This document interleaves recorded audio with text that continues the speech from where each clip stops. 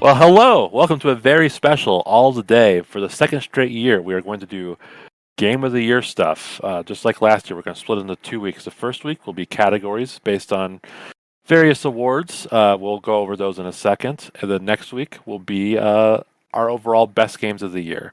So let's introduce everyone first. Cheston, say hello. Hello. Yes. How are you doing? Pretty good. Yeah, I had something quippy to say, but I lost it, so, yeah, I'm doing alright. That'll happen. And Setzer, how are you doing? Good. How about you? I'm not too bad, Been fighting through the lines this week. Wait, but the Lions? the lines, Oh, FF14. I thought you meant, like, Christmas shopping. No, I'm done with Christmas shopping. I've got it, and I didn't go to the store for a single thing, so it feels Must be good, nice. man. Yep, it is nice. I went to Costco, and let me tell you, there's no store where people just stand in place and don't move worse than Costco. You're right. That is a Costco problem. I had a 24-pack of beer that I was trying to carry in one arm, and they were just everywhere. Someone's spoiled. I had to chaperone a middle school dance to get that beer. You let me have it. Oh, so you took the beer to the middle school dance, you say? Yes, of course, yes. Had to get those little kiddos drunk. All right, kids, here's some Mike's Hard. The big thing you should note about this week, though, is that since this is year-end game discussion, we will go over spoilers as they happen. I'm not gonna make spoiler alerts for each game. So if you hear something that you haven't experienced yet and you're worried we might spoil something, just skip ahead a little bit. It's really all I can say. There's no good way to talk about end of the year stuff without spoiling a bunch of shit. So if you haven't played Deathloop and you're really sensitive to spoilers, I'm gonna predict you probably should step out. Yeah. So Chesson, why don't you get us going here? Run down everything. Yes. Well, so as is tradition, in the name of the old vintage Giant Bomb Game of the Year podcasts, for each category we will pick 3 nominees to elevate and only one official winner that we will agree on by some very subjective metric. So I'll introduce all the categories and then we'll just get going. And much like a heavy night of binge drinking, the categories all start very positive and then just get worse and nastier as we go.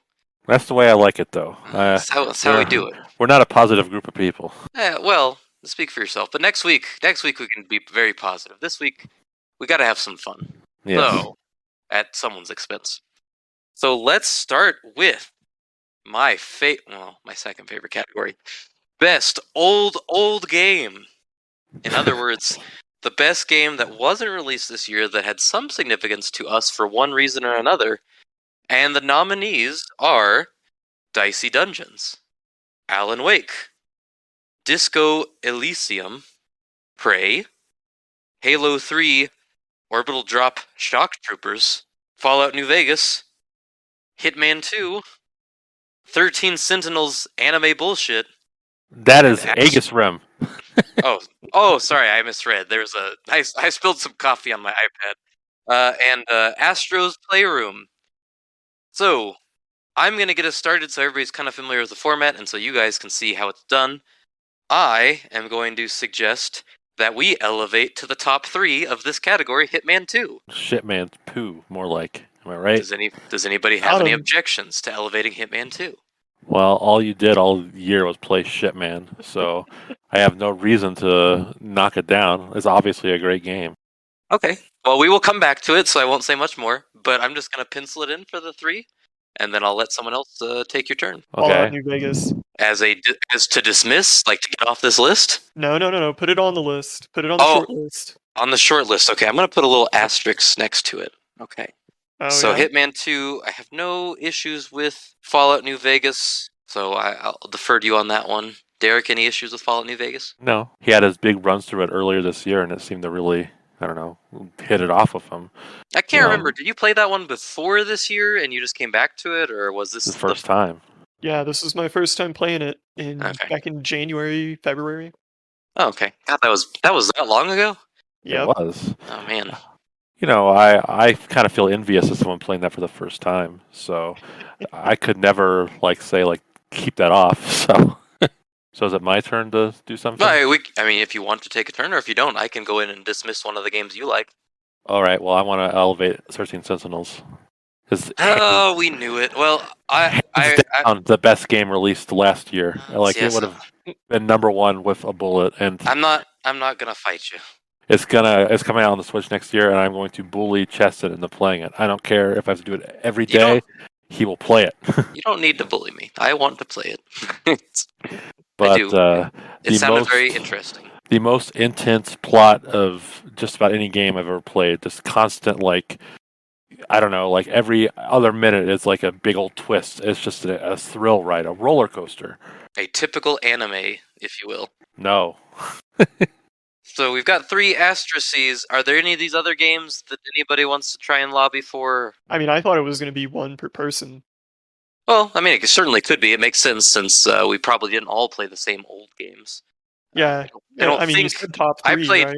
Yes, I did, and I mean, we both played Prey, but I had a very different experience with Prey than you did. So I think it's the only one we had crossover with. Well, yeah, I would say for Prey, like.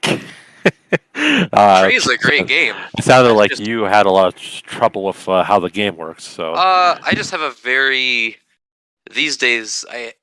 With how much time I have to play, if a game makes me feel too uncomfortable for one reason or another, I usually drop it. And for that game, it was just I was too dumb for it at the time. I think it would be one I should probably come back in a few years. Bandwidth. In a few years, maybe come back to it when because this time I know what I'm gonna see. I think this time I wasn't 100% sure what it was gonna be like. I will say, I loved Prey. Your reaction to Prey was probably one of the most memorable Cheston moments on this podcast this year, where you said first-person games just make you want to walk forward all the time. What? Wait, what? Yeah, you said it's a first-person game, and something about that perspective just makes me want to walk forward. What a strange thing to say. That is a weird thing to say. I really don't know what I was going on about. Yeah, you're a weird one. That's like when one of my students says I said something. I'm like, bullshit, I did.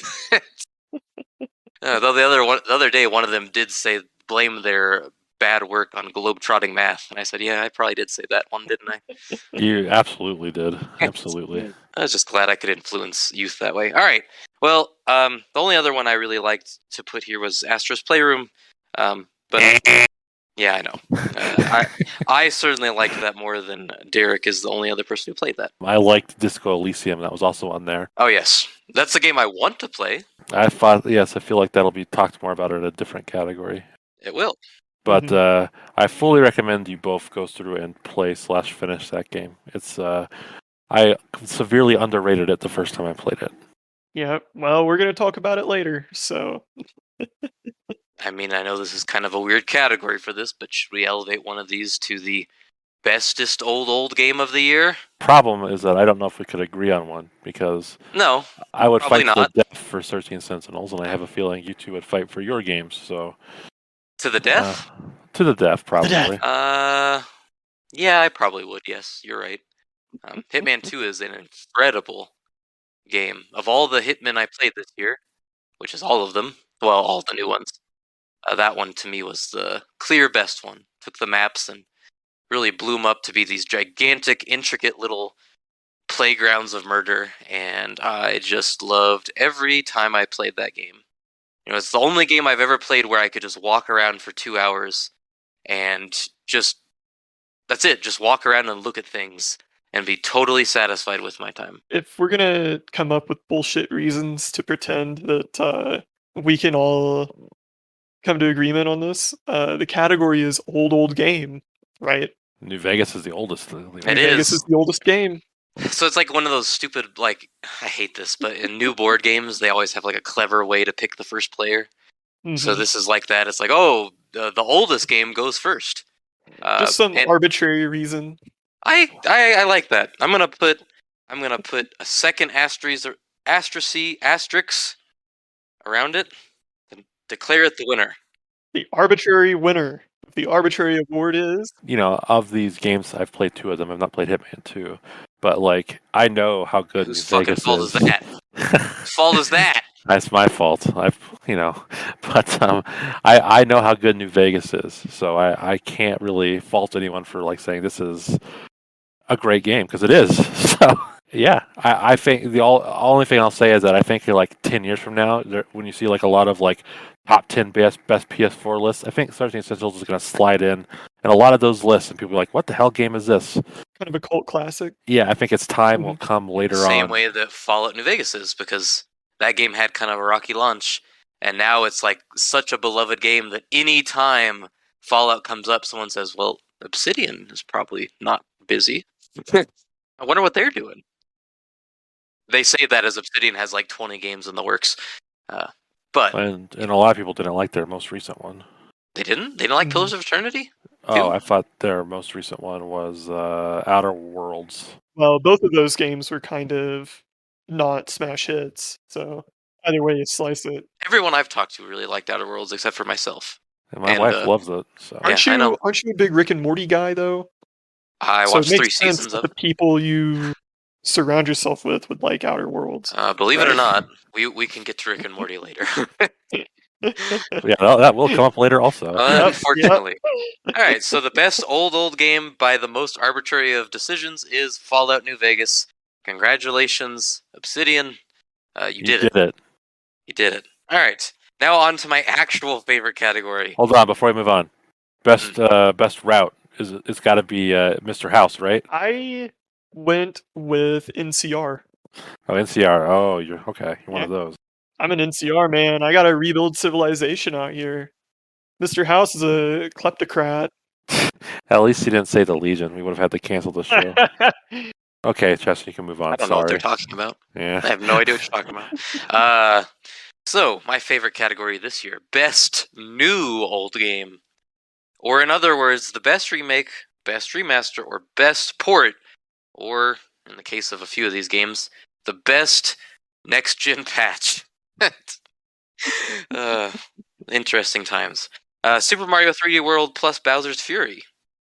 The Legend of Zelda Skyward Sword HD. Pokemon Brilliant Diamond and Shining Pearl. Ratchet and Clank A Rift Apart. Explain this, please. Why is it a best remake, remaster, or port? Well, it's a remake of the PS3 game. The one that just came out this year is a remake of the PS3 game? Yes. I do not think that is true. Are you sure? How does that make sense? It was built. The PS5 game is built as a new game. It has that new female Lombax character. Okay, but Derek, if I told you that it was a remake of the game, isn't there a small part of your brain that says, yeah, I believe it? Yes, there would be. But I'm pretty sure it's not. Like, it's a funny joke, but it's not accurate. Yeah, but honest to goodness, I think I played all of the PS3 games, and I played Tools of Destruction, the first PS3 game, and I finished it, and I am telling you that when I played this game, if someone had been behind me and said, yeah, this is just a remake of that PS3 game, I would have been like, oh, no shit. Like, I guess I just forgot everything. So this is a damning indictment of that game, and it should not be best remaster. It should be worst remaster. That is the reason I put that joke on here. Oh, yes, but I'm saying move it to worst remaster, a category that doesn't exist. But I'll go ahead and just delete it from the list because I got my joke in. Streets of Rage 2, Shin Megami Tensei 3 Nocturne, Crash 4 It's About Time, Mass Effect Legendary Edition, Monkey Ball Banana Mania, Nier Replicant 3.14159, 3226, ... and frames per second, FPS boost. FPS boosted old games on the Xbox Series consoles, such as Sonic Generations, which I think is a bad example, because if you're going to go with FPS boost, this is where a game like Prey is good to mention, because that game ran a whole lot better than I understand it did back in the day. So I want to kill a couple things real quick. Well, you can't kill the one I want to kill. Well, I'm going to kill Nocturne because that is what we call in the business a bare bones port. It is extremely overpriced at $49.99, and it adds basically nothing. They even charge. Really liked it. I love it, but this is like best port and remaster. Like, this added nothing, so I can't really say it's the best, despite the high quality of the game. I mean, they charge for the Dante DLC. I mean, come on. So your perspective is Shin Megami Tensei 3 is a good game, but Nocturne isn't the best new No, I old mean game. they don't really do anything different. Like you can get pretty much the same experience on the PS2. Mhm. Like if someone were to be like, "I have a PS2 and I've got a Switch. I want to play. Should I spend $49.99?" Like, you could probably just play the PS2 one. Yeah, but isn't the PS2 game much more expensive than $49.99 at this point? Probably, but I'm just saying you don't have to spend it if you had access to the PS2 one. I suppose that's true. I Alright. also want to kill Streets Rage 2. Oh, fuck you! It has enough. It's literally just on the Genesis Online thing. There's no differences. Yeah, but that game's so good. It is good, but there's nothing different about it. No, but port is one of the things that's in this category. Pretty great port. All right, well, But I'll delete it because it's not the one I'm gonna fight for. Let me dismiss Skyward Sword, which I only put on this list. They have one more chance to put it in the grave, because I'll say they made it a good game this time. they made it a better game, but that game is still way too long and full of all kinds of obnoxious padding. So I would love to just stick the sword in it one last time. Well, to be fair, you're the one who made that padding for yourself. You were like, I'm going to 100% this game. The padding was built into that game. My 100%ing it did not change it too much. I agree. That game is padding. Now you have that part in the game where it breaks its own rules, because one of the fundamental things is that when you land in an area, you can pick where to land, and then at the end, there's this quest where you have to bring that big vase full of water and dump it on this fire, and there's a save point right next to that. So when you land, you're like, all right, I'm just gonna land next to the dungeon and go right in. But for no reason at all, even the game expresses confusion at it. You land at the very beginning of the area and have to do this obnoxious escort quest to get to where you were going to get, which you could have just gotten to in a few seconds anyways. So, padding. Blatant padding. All right. I enjoyed that game, but I still hate it. I still hate that game. Okay. So, happy to delete it. Setzer, any things you'd like to elevate or dismiss? I haven't played any of these games, and in fact, Mass Effect is the only game whose original version I played. So I'm gonna say elevate Mass I Effect. agree with that. I haven't played the Legendary Edition, but I'm yeah. gonna give it my stamp. It was actually a approval really anyway. good remaster. It looks really beautiful on next gen hardware. It does. The 2 and 3 look great. Yeah, so I got no complaints about that. 1 doesn't look so great, but you know what? It's okay. Plays great. Yes. And they it actually does. made 1 play better. The aiming is a little sharper. I will say that I don't think the remaster fixed my problems with those games. Very unlikely. Well, yeah, they didn't just totally rewrite the entirety of 2 and 3. The game didn't end on Mass Effect 1. Yeah, that was a real letdown. Perfect. I trilogy. want to elevate Super Mario 3D World, because I think that Veto. really. Yep. Well, under what grounds? No Nindudu allowed. Oh, it's gonna be a rough go for you, huh? This is like this game is such a perfect revision of that old game. It speeds it up and adds all these little tiny tweaks that take it from being like a fine game to being a very good game, I think. Yeah, it's pretty good. Actually, now that I think about it, I did play 3D Yes. World once with You did.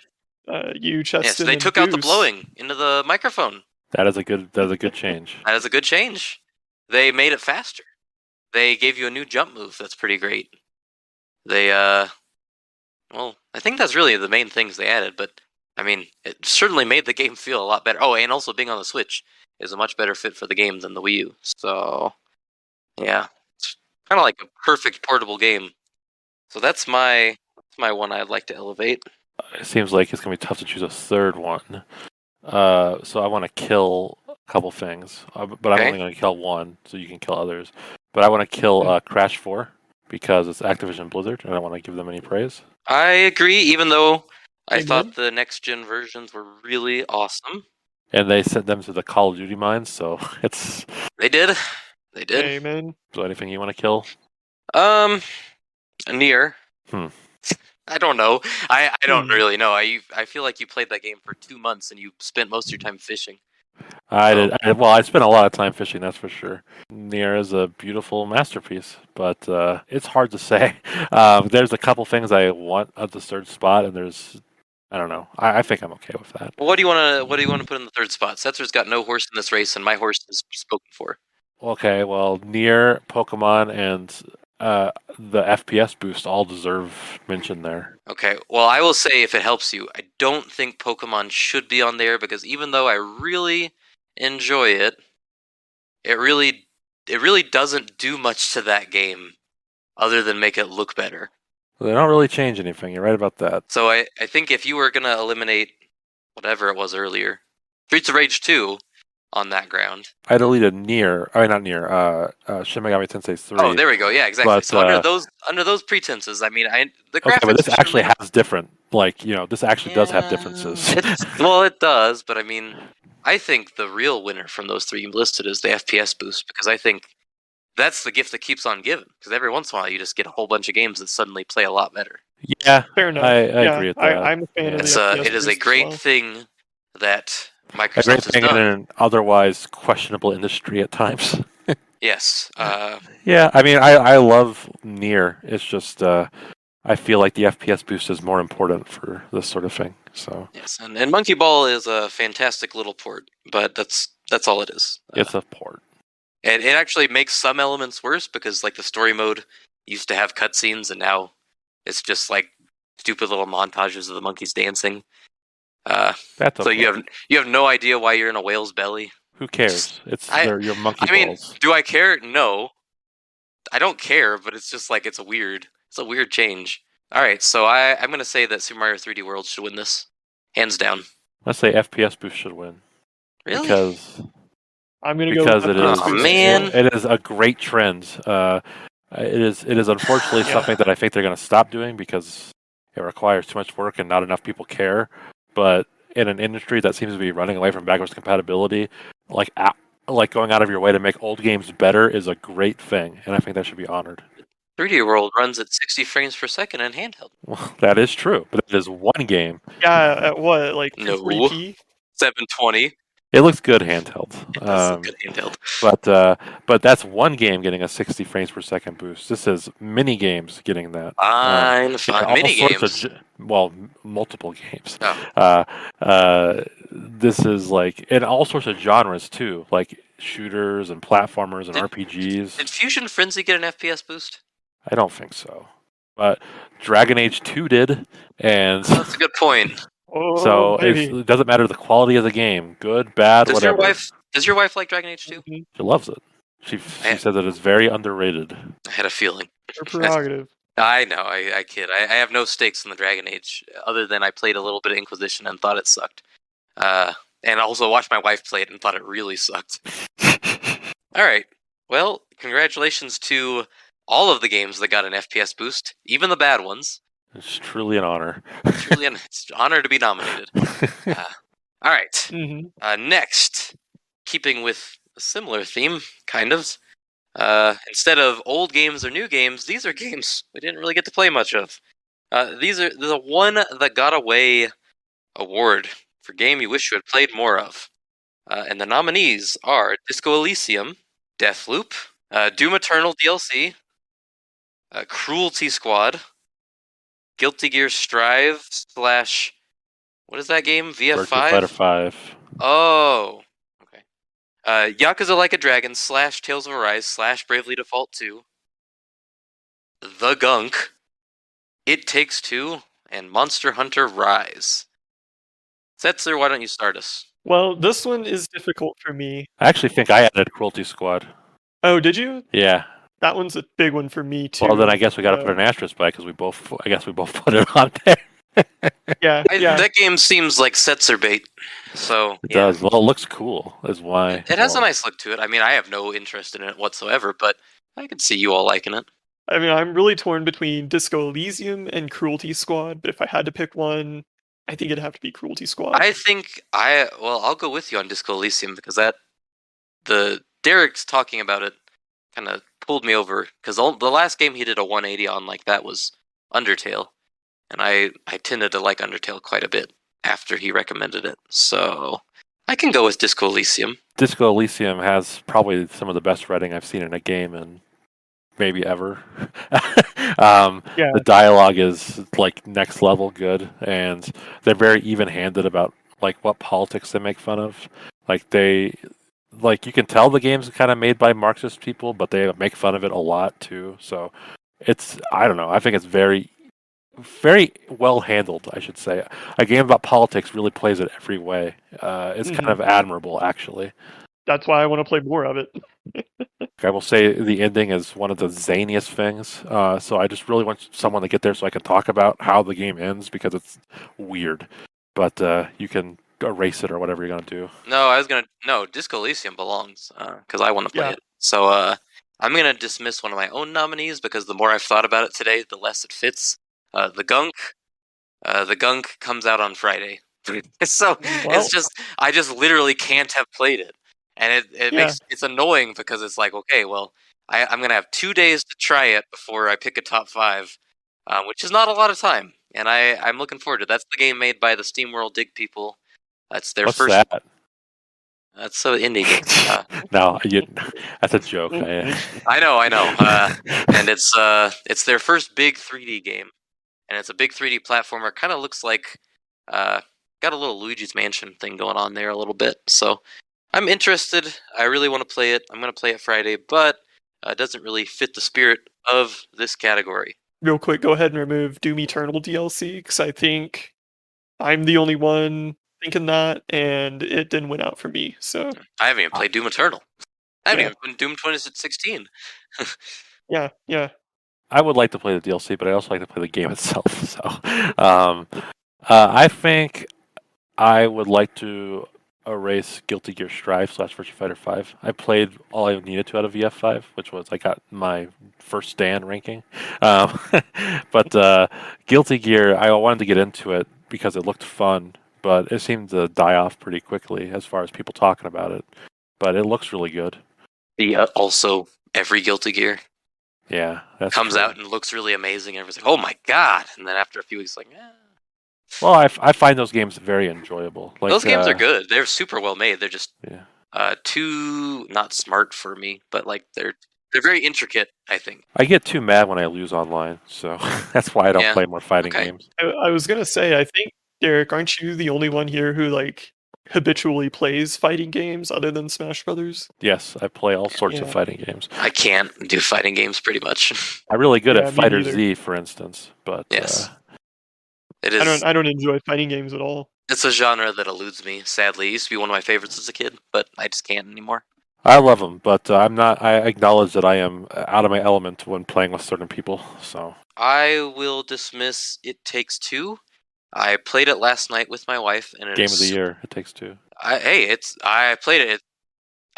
It's great. I played it with my wife. It's super fun. It's super creative, but I have other things on here that I feel a little more strongly about. For me, that game is really interesting because when you play it with someone who's bad at video games and really bad at platformers and really bad at games that require you to use a second joystick, you really have to explain things that you've never thought you'd have to explain, and you've never had to describe in such a way. Like I was describing how to do a proper double jump because someone who's never played platformers, the first thing you would do, you don't even think about it, is they just press the 2 buttons really quick, and they just do a quick. And I was like, oh no, you have to think. It's like a rhythm thing. It's like jump, pause, jump, and like trying to explain the proper cadence for it.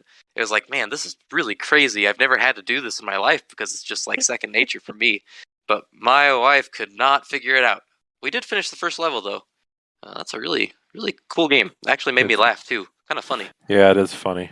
It's very rare for a game like that to be funny. When that vacuum sucked its own eyeballs out, I was like, that was a real shocker of a moment for me. All right, so I'll delete it. I think it's really cool. I'm happy to play it. Oh gosh, I feel like the pressure's on for me to delete MH Rise after that one.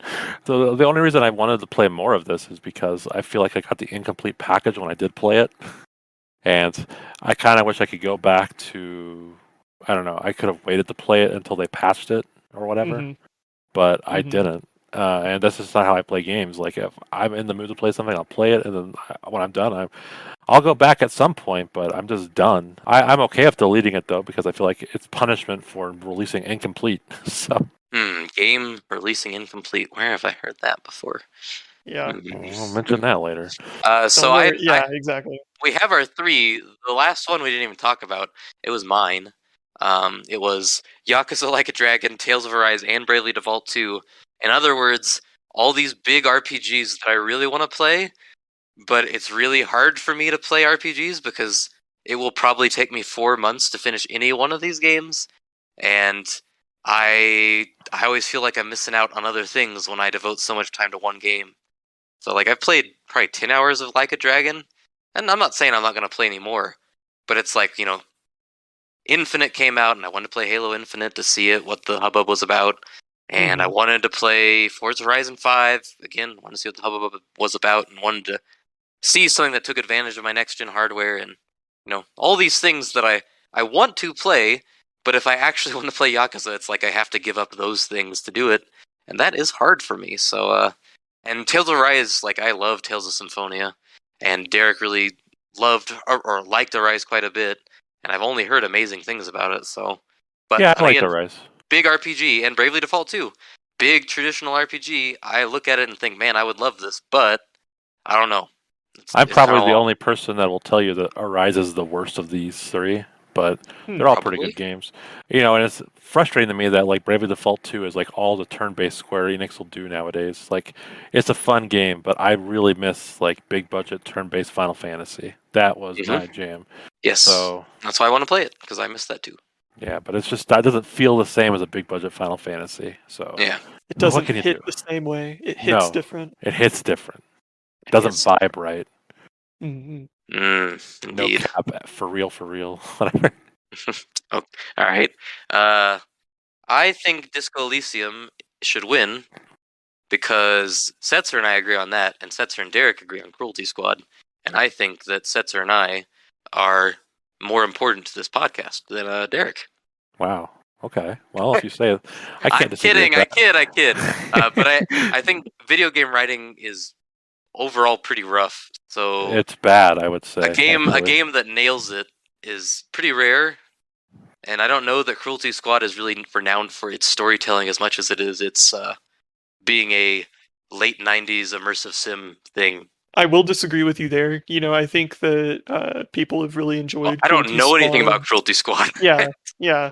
I think its storytelling has been really enjoyed by the kinds of people who can also enjoy its art style and also appreciate its bizarre gameplay. That being said, I think we should give it to Disco Elysium because Derek wants us to play that, and the other two of us want to play more of it. So, what's not to love, right? Or played at all. Yeah. Though I do have to admit, I've been scared a little bit of it because I know that apparently it has very small text. And I would almost certainly be playing on the Switch. So It does have small text, but I would bet that it gets patched because they know people would be playing handheld on Switch. yeah, well, I do have an OLED, so I have big screen, so maybe it makes a difference. All right, so Disco Elysium is the one that got away, and now for something different. The best Mario Party minigame, and this is in the spirit of last year's much beloved Best Clubhouse game, Right. which went to Yacht. I think we picked Yacht. Probably. I think I voted for I think Yacht. you fought against me on President, and I got really pissy about it. Yeah, you did. Yeah. Okay. Mm-hmm. All right. So, best Mario Party minigame. The nominees are Bumper Balls, Bingo Swindle, Bowser's Big Blast, Facelift, Piggy Pop, the Football One, Crack Off, Puzzle Porridge, Tanky Trouble, Bank Breakers, and Day at the Races, which is not even. Day at the Races is an old Mario Party minigame, and so I'm going to delete it. But it is the best one on this list. You can't deny that. It is my favorite because the idea. I always like to say that we're going to gamble on it one day because I can't think of a worse way to spend money. Sure would be fun. Yes, it would. Yes, So I don't know what half of these are despite playing this game. What's the football Well, here's one? the fun game. Here's the fun game. How many of these are real? That's the question. Well, I know Bumper Balls is real. Yes. I know Bowser's Big Blast and Facelift are real. Uh-huh. I have a feeling Tanky Trouble is not real, or if it is, you're thinking of Shell Shocked. It's not called that anymore. What's it called? I don't remember. They changed the name. Yeah, I don't know, but I think that's what you're referring to. Okay, Tanky Trouble is not real. Puzzle Porridge, most certainly not real. It's not real. Crack Off, not real. Okay. Doing pretty good so far. Piggy Poop, certainly not real. Well, Piggy Pop, but also, yes, not real. And I don't remember a football game. There is one. There actually is one. It's one of my. It's not. It's certainly not one of the best. The only reason I like it is because it looks. It's. My wife has just gone on record. Every time I come to like, there's no way to win this game because the thing is, you have one player who has a football, and the other three players have to tackle the other player once, and they just knock the crap out of them. And it's just really funny to see like Yoshi get the football and then just get swarmed by Waluigi and Wario and Daisy and just get the cars smashed out of them. I really laugh every time we play it because it really seems skewed towards the three players, which is one of my favorite Mario Party tropes. But I'll delete it. I'm guessing Bingo Swindle is also fake. Darn it. He spotted it. Because Bank Breakers is too good of a Mario Party name for it to be fake. Also fake. Really? Yep. Well, then good on you. Good on you. That's I added the fake ones because whenever we play Mario Party, you guys have been playing it for 40, 50 years now. Yeah, yes. And I am a relative neophyte. So you're always going on about, when we played Bingo Swindle back in 2007 on Mario Party 4.5, and then we load up a game and it's like, oh yeah, Puzzle Porridge. Let's just skip right to the game and not explain the controls. Well, I do like playing Puzzle Porridge. Why do you think I always torment you people with practice mode when we Bingo? I don't know, because you're a jerk. Bingo Swindle is, to me, like such missed potential because I feel like there's just a great idea for Mario Party minigame right there. Like a bingo themed Mario Party game where they like call bingo numbers and you have to run to the right spot in time. Like, I don't know. Yeah, sounds pretty good. Steal the numbers off other people's right. boards. You can like punch them out of the square or something. Like, yeah, that sounds like a real winner. So, yeah, Nintendo. I hope somebody's listening. Well, it's either Facelift or Bumper Balls. Really? I was gonna say Bowser's Big Blast. Oh, really? Well, I mean, Bowser's Big Blast is the most like. It's the quintessential Mario Party game. It is most like Day at the Races. So. It is the game where it's like Bowser's Big Blast. It is the game where it doesn't matter how good you are at Mario Party. You can have like the best game ever, but at the end of the day, you might have one minigame go against you, and it's just over. It's like life.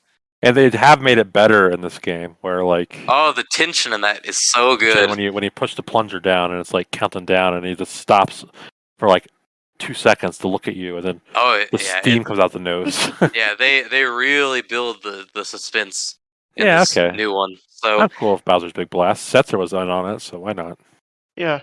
All right. Yeah, it's hard for me to go against Facelift because I am on the record as loving Facelift, and I'm pretty much unbeatable at it. But I do love Bowser's Big Blast.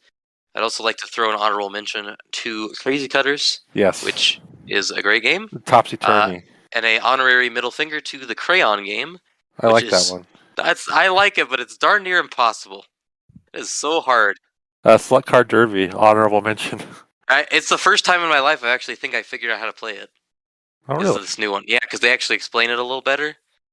So it's like, oh, wow. Oh, and Tug of War. What's that one called? Is it called Tug of War? Yeah, it's called Tug of War. The one where you have to spin the joystick still? Yeah. I guess the most unbelievable thing they've ever done. Honorable mention to like 60 other minigames. I'm gonna put an honorable mention in there. What's the one where it's 2v2 and you're in airplanes and it's a race? The one where you're licking the guy in front of his ass. I just remember that one because I played a game of Mario Party with Goose. Oh, it must have been years ago now, and we were the only two human players, and we got paired with one AI apiece.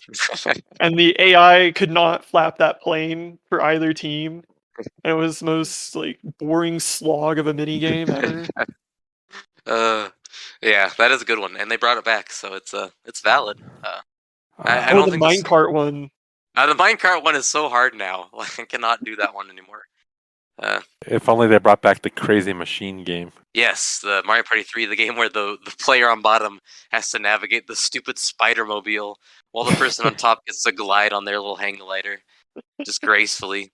And it's got the best animation ever of the character on bottom is just frantically pulling these switches to try and get the stupid spider robot to move.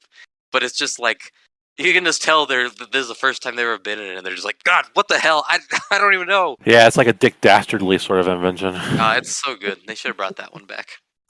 All right, so best Mario Party minigame is definitively Bowser's Big Blast. Yay! Effectively. Congratulations to Bowser's Big Blast. Now, a big contentious one. Maybe. This will be hard.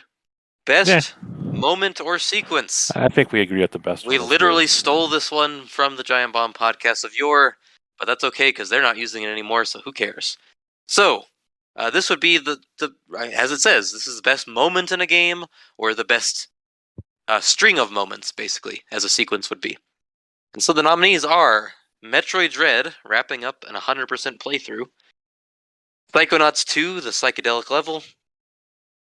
I know who nominated this one. Hitting level 99,999,999 in Disgaea 6. That fresh new MMO feel in Endwalker. The spooky, scary dollhouse in Resident Evil Village. Actually getting the damn mode that you queued for in Halo Infinite. Getting more than 1 star in Hitman. Near second playthrough. Weirdos and howling mad boomers in what's that? MechWarrior Online. Warrior Online. Oh, okay, MechWarrior Online. Deathloop's Perfect Day Crescendo. And Risk of Rain 2 story ending finally coming. Is it Risk of Rain 2? Yes. Okay, story ending finally coming around. I am going to nominate Psychonauts 2 before anybody can dismiss it. That's a good level. I think that is one of the best platforming levels ever. I was going to say Metroid Dread, the wrapping up 100%, is probably the best feeling in any game I've ever played. Because you feel so powerful and amazing as you're going through like these levels that gave you trouble before.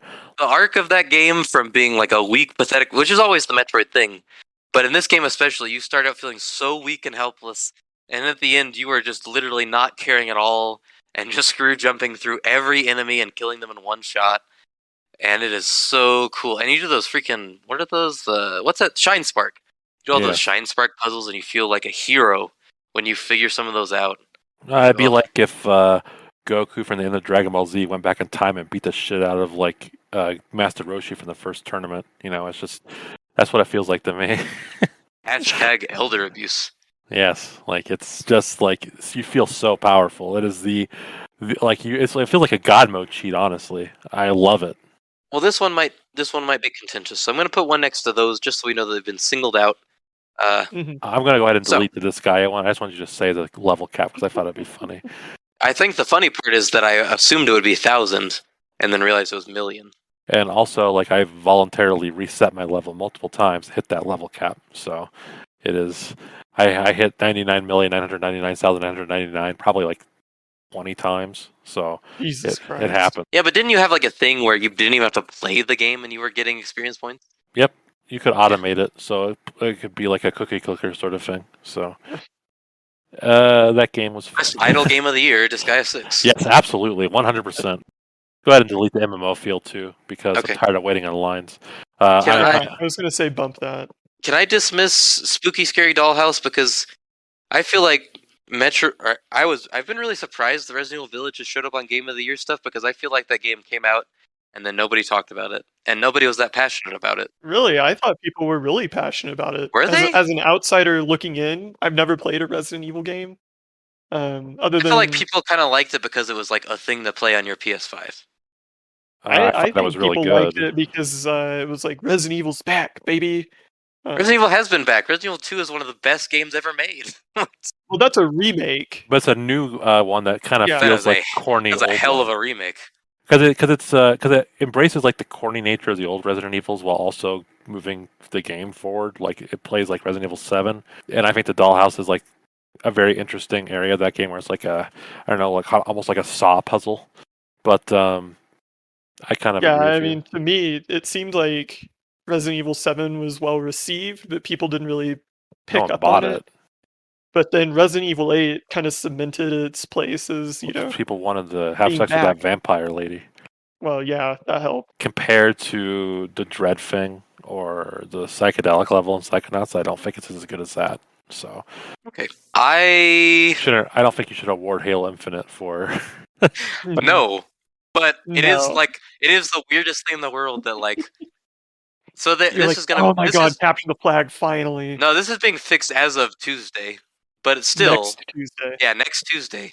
But it's just the idea that like at this point, the objectives for me are almost universally modes I don't want to play because it's like you have a 20% chance of getting a team that actually cares.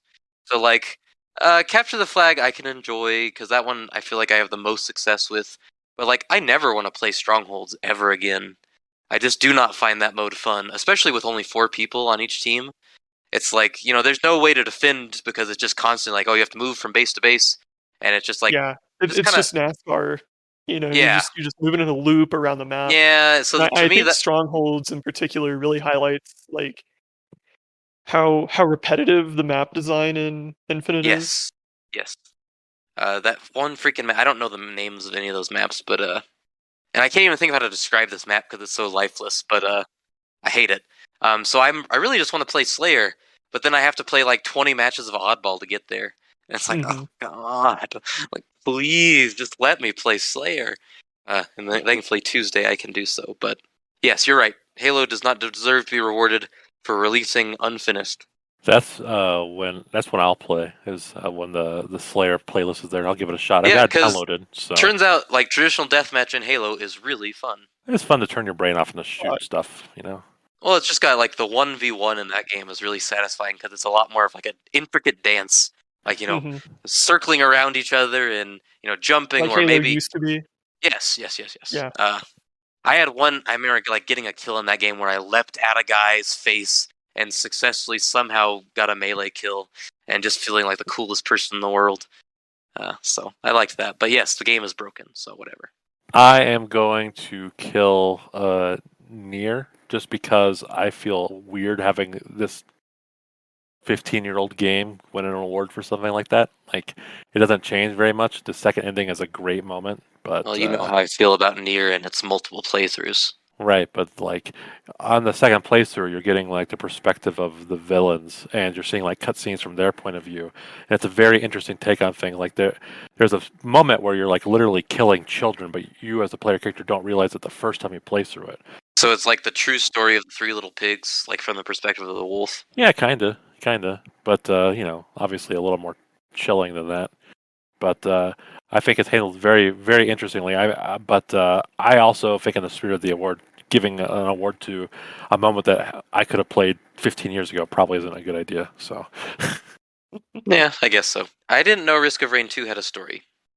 neither did Yeah. I. You're looping through these levels, right? And you can choose to end your run and play, the story mission that basically just it's a very vague, very bare bones kind of story, which I think really suits that game. But you go to a special level, you fight a special boss, and then it gives you a little epilogue. And I just think that final boss is really, really cool and a really fun fight.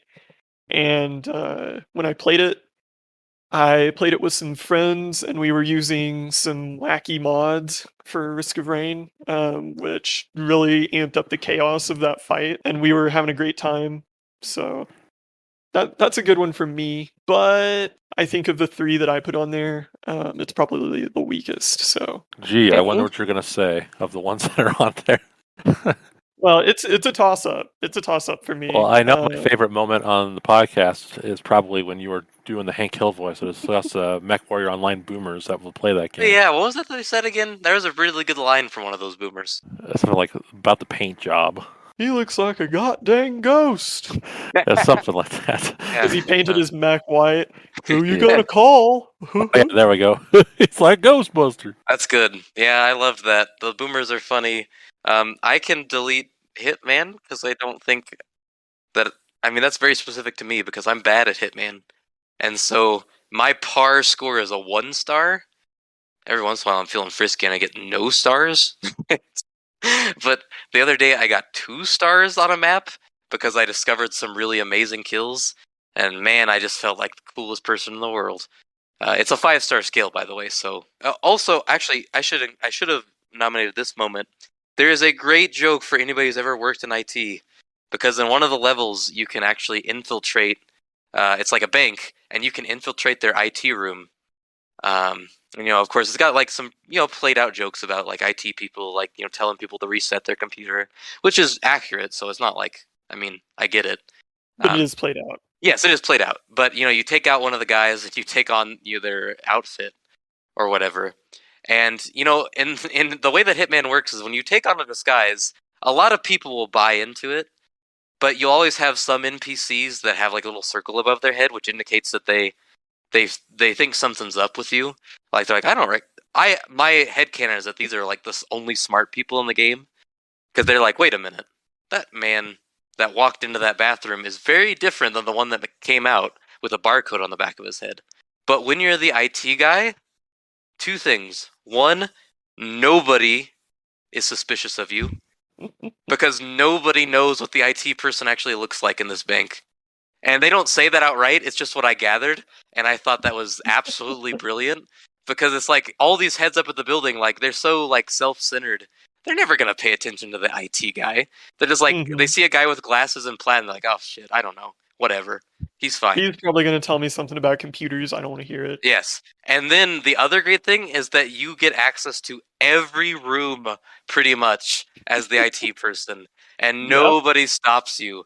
And like the head, like the person you were trying to kill, just like has this very secure computer.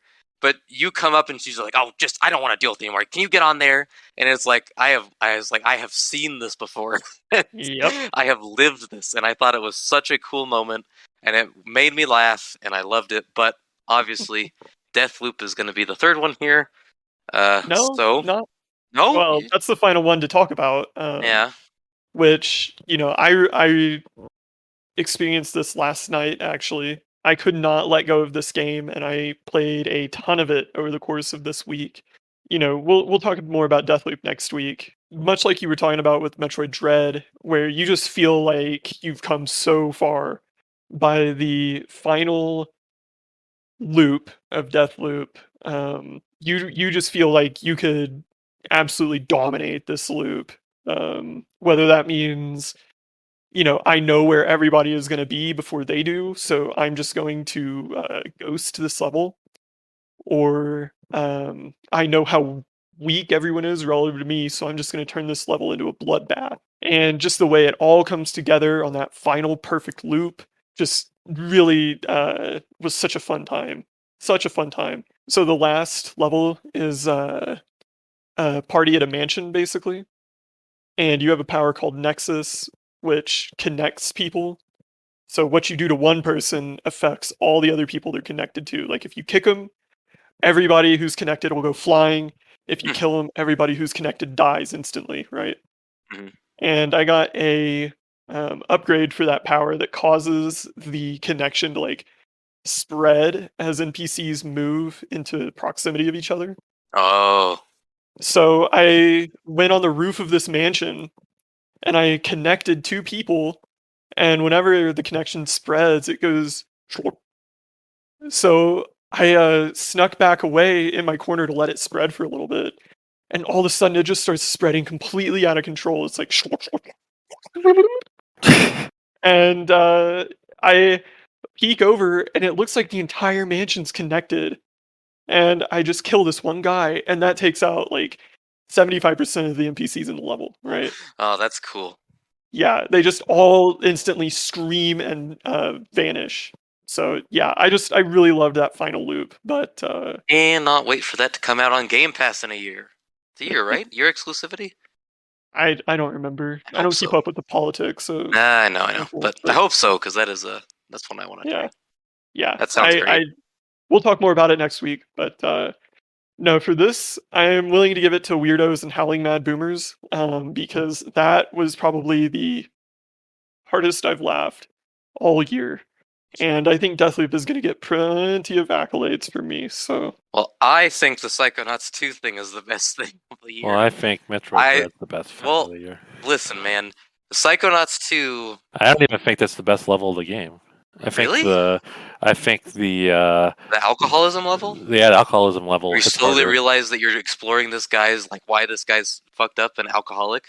Yes, I think that's done better. I mean, they're both good. But this one is like you are exploring a brain that has been preserved for years, and you are experiencing all of its senses reawakening.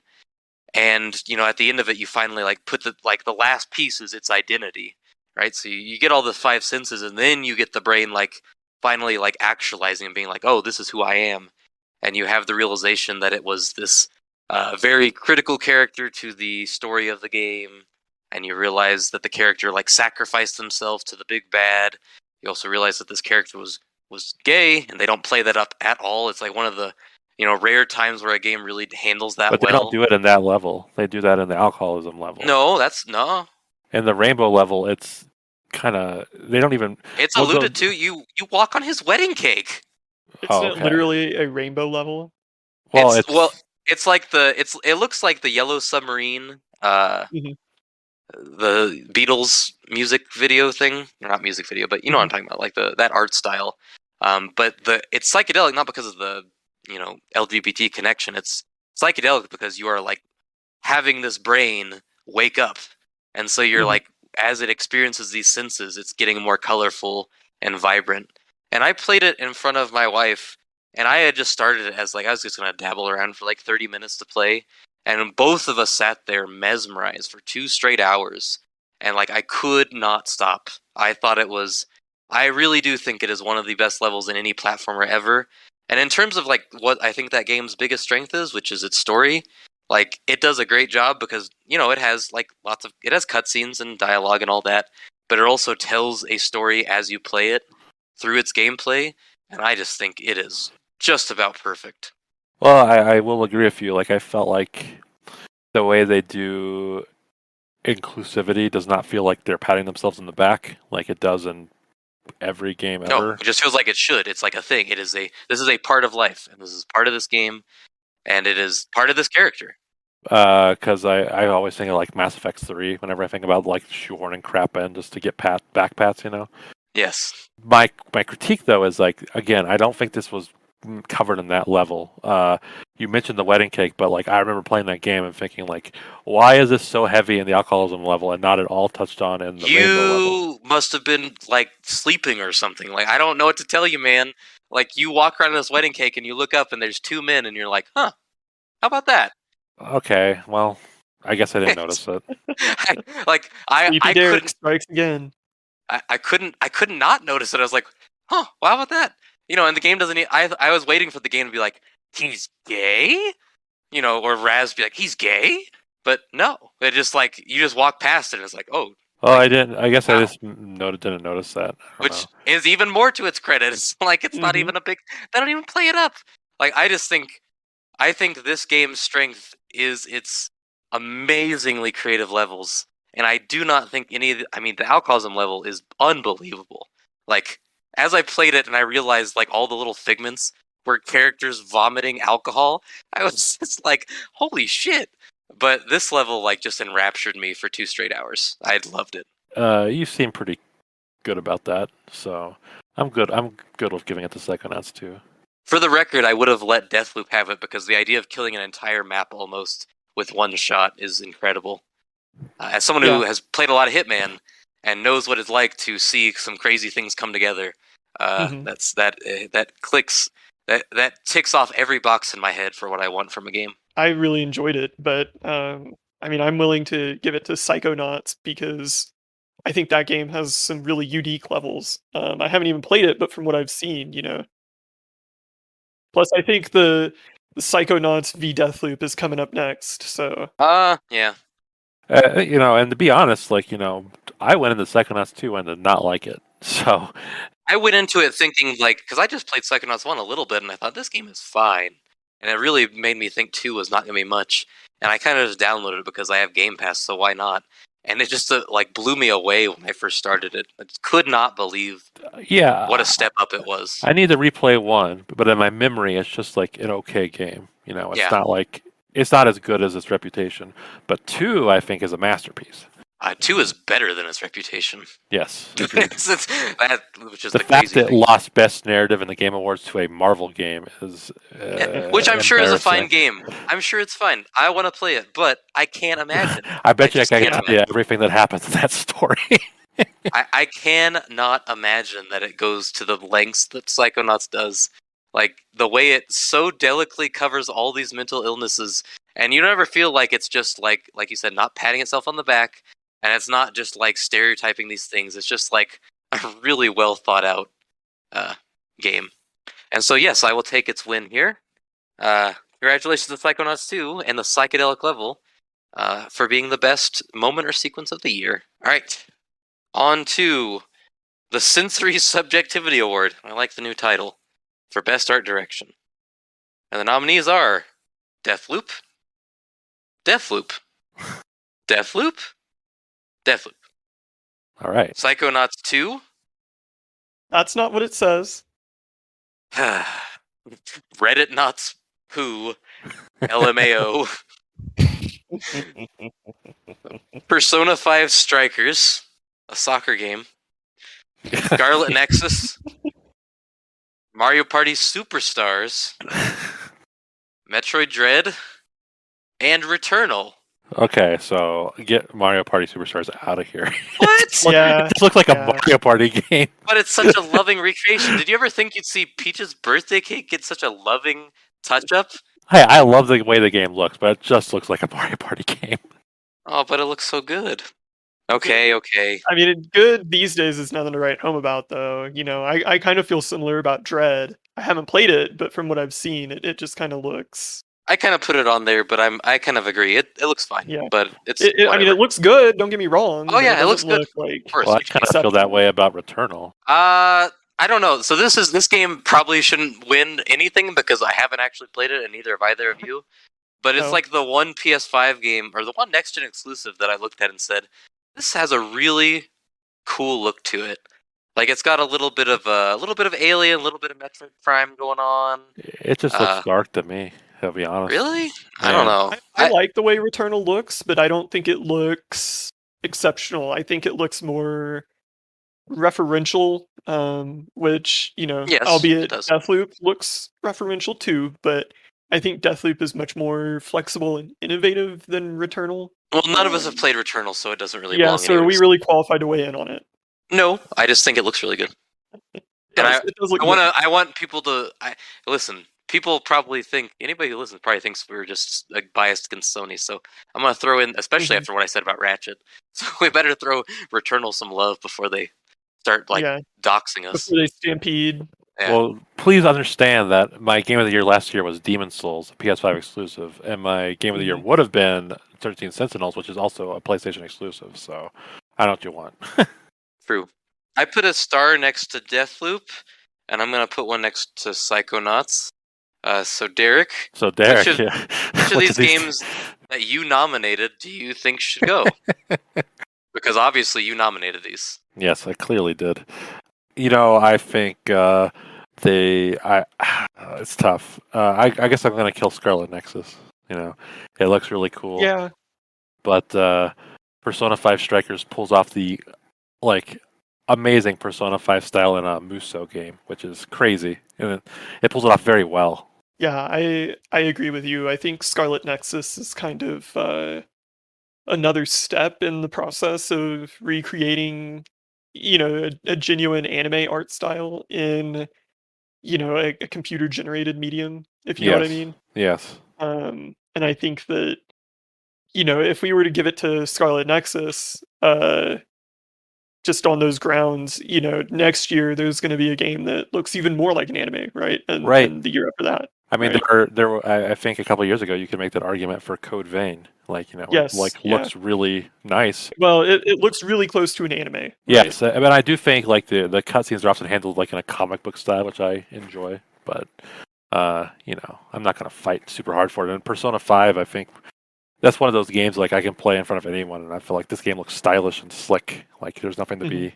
like I'm not playing like a baby game. So Some of the costumes are questionable by that criteria, but I know what you mean. you're right. I used the wrong word, but you know what I mean. But I mean also like I wouldn't say it should win because like it's just Persona 5 style in a different game. So, but I do think it is one of the top three. I can agree with that. What is Deathloop's? I don't know really actually anything about Deathloop. I've actually never watched a trailer, despite apparently there being so many trailers.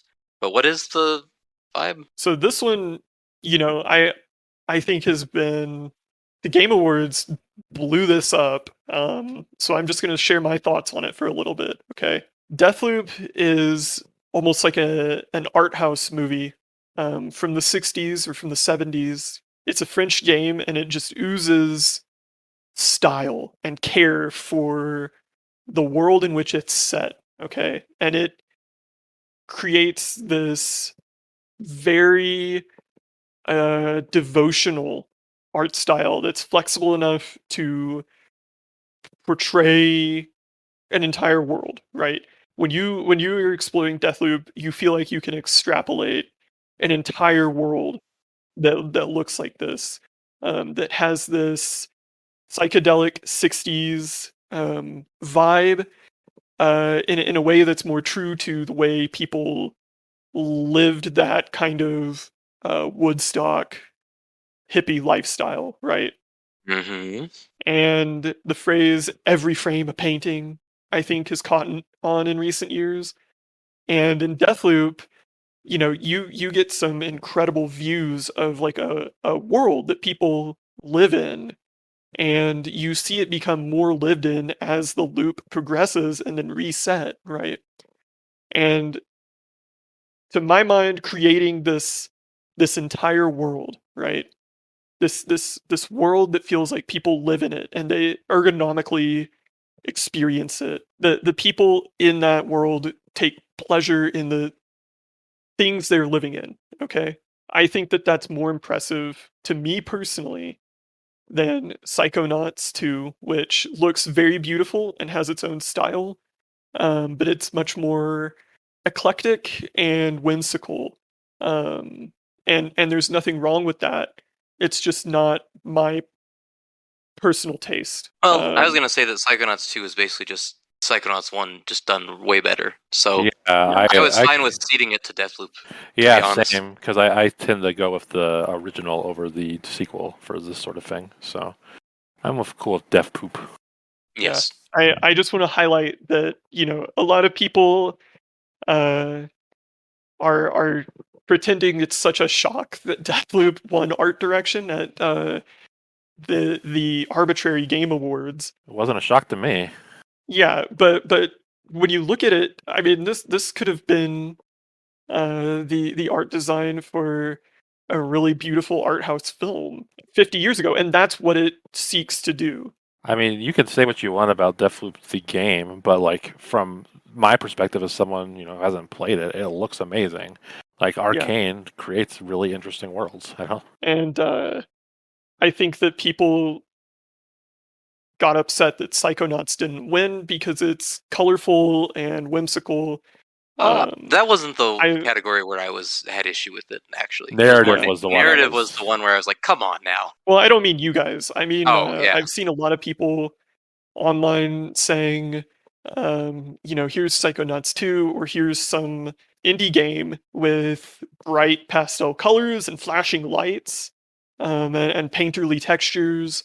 How did this not beat Deathloop that just looks like a real world? But to my mind, creating that world is an artistic feat in and of itself. If I wanted to make a dismissive point about the games people, say should have beaten Deathloop, well, I could just say, oh, they're just fiddling with the color wheel and their Photoshop Yeah. brushes. No, I agree. I There's think way more into it. Psychonauts is more obviously stylish, but Yeah. there's some flourishes that you would miss on Deathloop if you just watch trailers. which I haven't even watched, so I don't know anything about it. But I'm happy deferring to it. Yeah, I'm fine with Deathloop. I literally knew nothing about Deathloop until... I mean, I knew a little bit, but most of what I know is from just a few minutes ago. So, Yeah. I'm good with it. Alright, congratulations, Deathloop. Good job being beautiful. Alright, now to a returning category from last year. Much beloved. Best delay. Criteria for this is whatever the hell you want it to be. Best delay, Cyberpunk 2020 or 2077's next gen patch. Dying Light 2. Advance Wars 1+2 Reboot Camp. Elden Ring. God of War Ragnarok. Horizon Forbidden West. Overwatch 2. Final Fantasy 14 Endwalkers. WWE 2K whatever, which is a great question. What is it going to be called? They probably named it, but I don't care. GTA 5 The Definitive Edition. Prince of Persia, and the Steam Deck. Let me go first and dismiss a few of these right away. God of War was never, ever, ever going to come out this year, and it's hilarious that anybody thought it would. Yeah, So I'm going to delete it. It was one of those. Same with Horizon. Like that's one of those. Yeah. Like I don't know why people. Like I know they may have claims it was 2021, but it's one of those like. I felt like people like I felt like that one was reported on several times, and then it finally happened. So yeah, Elden Ring was just like a few weeks or something. You know, the February, I think. Given that game's life, I'm going to say that's not much going on there. Keep in mind, I'm going to fight for another game that's delayed 2 weeks. Yes, but I think your criteria there is valid. Different than that. I don't really know what else I would dismiss out of hand. I would dismiss Cyberpunk because I think this delay made it further irrelevant. Yes, fair enough. Its funniest delay. No one talks about Cyberpunk anymore, and I think you need to get that next gen patch out as soon as possible. And personally, I'm waiting for Dying Light 2 to get its best cancellation award next year. So it's coming out. Let's just delete it here because it's that game's never coming out. I think Endwalker doesn't deserve to be on this list because I disagree. It was delayed 2 weeks and for good reason. Made Derek's life easier. So. Yeah, that's why. Well, it was delayed for good reason. Well, is that your criteria for best delay? Mine is like the most wandering, picaresque, Quixote kind of development. Mine is for the one that makes me laugh the most. Mine is the one that I like the best for getting delayed. Like the personally, one for the best I think the funniest delay is Grand Theft Auto 5: The Definitive Edition. Because Grand Theft Auto 5 is a 10-year-old game that has come out on several platforms, and the concept of it getting delayed to March is really funny to me. It's the second game to enter the Skyrim genre, I suppose. Yes. So, but Skyrim never delayed, so... That's true. Well, I think GTA 5 should be elevated to the short list. Agreed. Yes, that is a funny delay. It makes me laugh. It's funnier delay than we've ever had. I want to kill Steam Deck. Yeah, kill Steam Deck. I'd like to kill the Steam Deck. No, I'm excited for it, but I wish think its delay was for fine reasons. So, but I wish it was out, so that's why I want to kill it. I think Overwatch 2 should be elevated as well. That is a funny delay. That is also a funny delay because I am pretty sure that game's not coming out. I don't think it should come out. I think they should just be like, you know what? It's just DLC because that's what it is. Though I don't get it. It's just firefight mode from Halo, right? Where you're just fighting NPCs. Is that even an infinite? It's not. No, it's God, not. That game came out with nothing. I know. We'll talk about that. Curse you, Halo Infinite. WWE 2K whatever. I mean, I don't know. I think I would like to delete that. I mean, it's gonna suck. Is that delay gonna matter? I mean, do they just delay it so they could delete more people from the roster? Well, they delayed it so they can get it out at the end of the financial quarter. So when it flops again, it doesn't kill their stocks. That's my guess, anyway. Okay. Do we have anything else we want to elevate, Derek? Well, Final Fantasy 14. Okay, the pitch is easy. It was going to come out in the middle of November when I'm trying to play SMT5 and Pokemon Brilliant Diamond, Shining Pearl. Being pushed 2 weeks allowed me to play those games and not drop them for this. So that is my whole criteria. I think the entertaining part of the Endwalker delay is probably like how self-flagellating Yoshi P and the rest of the team were. where everybody else, like all the players and people looking forward to the game, were like, "Yeah, 2 weeks is fine." Yeah, 2 weeks is like Yoshi P cried on stream when he Like, had to announce it. it's just 2 weeks, buddy. It's not a big deal. Yeah, it's like it's just 2 weeks, man. The Prince of Persia delay either saved or killed Prince of Persia. So Oh, I hope it killed it. No, that game doesn't need to come out. God, I hope it comes out. I don't want it to ruin your. Well, yeah. So it was a good delay. Okay. It's the best delay. It saved maybe the franchise. That game was going to come out in January, and now it's still not out. So Well, I'm fine with killing Endwalker because I only wanted it for selfish reasons. Like it was the best delay for me personally. And I think the Advance Wars delay probably helped it. I don't think so, but you do you. Well, it was a December release. I mean, come on. I think that we should all coalesce around GTA 5 Definitive Edition because the idea of delaying that is just too funny. It is very funny. It is hilarious. That game has been out forever, and still getting delayed. So congratulations, Rockstar, you brilliant bastards! You did it. Did it Again. And you might win twice in a row because the next category is Setzer Memorial Award for Scam of the Year, named after Setzer because I feel like he has played more of these scams than anybody else. Well, he certainly played. I've only played two of these. Well, no, but I feel like you more often bring these scams to our attention. Yeah, I'm a scam sniffer. You are a scam sniffer, just the way that Derek sniffs out Game Pass deals and Cheez-It boxes. Mm-hmm. Yep. All right, the nominees are Halo Infinite and the Case of the Ball Busting Battle Pass. Fair. Destiny 2, the entire game. Grand Theft Auto Trilogy, Definitive Edition. A little asterisk by that one. Yes. Control Ultimate Edition. MLB The Show 21. Specifically, it's sports game mode, Diamond Dynasty. The Nintendo Switch Online Expansion Pack. I don't know if it's spelled P-A-C-K or P-A-K. I thought that was P-A-S-S. FF Pixel Remasters. Sony ending free PS4 to PS5 upgrades, and next-gen consoles still being a bitch to purchase. Well, unfortunately, that last one's not really a scam unless you're buying off the eBay or something. Yeah, so let's delete it because you shouldn't do that. There's no reason to buy a next-gen console yet, really. So, I mean, you're me and you're dumb. But well, I don't know. I like my Xbox fine, but I mean, I like both my systems. I would have been fine without it. That's right, Sony. I even like my PS5. I think I put it on here, but like compared to some of these scams, Control, which was the scam there is that the Ultimate Edition is the next gen version, so you couldn't just get like a free patch to upgrade it. That was one thing, but the other thing was that like if you were someone who bought the original game and all the DLC and the season pass and all that stuff, you just had to rebuy all of that for $60 again to play the newer versions on your next-gen hardware. Otherwise, you were playing the older versions on your next-gen hardware.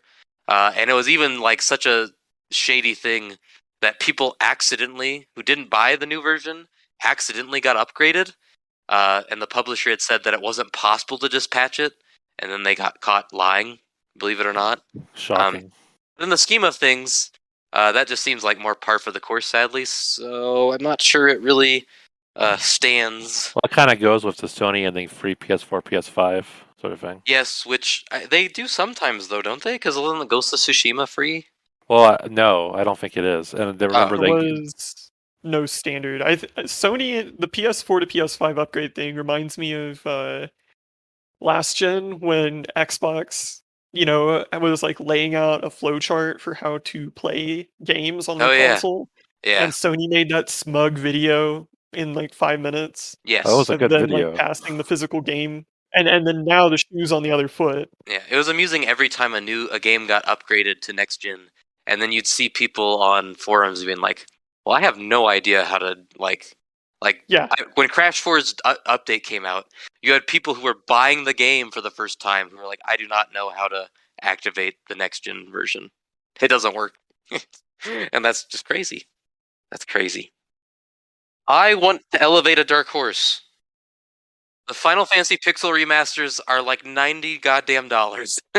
They are too expensive. That's a massive scam. And they don't even look that much better or better at all in They some don't look people's any opinion. better. They don't look any So better. I think those are a huge scam, and they're also only on PC, so it's a silly scam too. Mhm. Because who wants to sit in front of a PC to play an RPG like that? But Come I on. would argue it is more of a blunder than a scam. Oh, it's a scam though. You buy the Yeah, best value is paying $90 for all of them. something that you can emulate for free, and you're not really missing out on You're not missing visually out on anything. anything, Yeah, and the font's much better. that's So true. You can fix uh, that, but true. yeah, but only for oh wait, you can only play on PC. Well, it's still stupid. Well, you can play on phones, but come on, who's gonna do that? All right, so I'm gonna put a star next to that for now because there's some. This one's top heavy. Let me Well, tell I you. want to say we can kill the expansion pass because we're able to work our way around that with the family It's true. deal. It's a scam So, with an obvious loophole where we only paid $8. so since there is a loophole for it, I think that's why you can kill it. That's the only Plus, aren't you reason. guys kind of acclimated to that kind of behavior Yes. from Yes. Nintendo? Well, aren't you kind of acclimated to all this bullshit from Bungie? No, I haven't played Destiny in a year, That's true. You're clean. and And 1 I year have sober. not bought all the Destiny crap from when I did play. So. Do you have a Destiny sobriety pin? No, actually, I would say that the sobriety pin is probably rarer than the celebration of rampant drunkenness pin when it comes to Destiny. So should we get rid of the Destiny? I Well, mean, it's a scam. It's a major scam. I was thinking about the transmog system specifically, which I The still don't transmog understand. stuff, taking dungeons out of the game to charge for Oh them yeah. separately. We've spent so much of this year talking about Destiny being a scam. Mhm.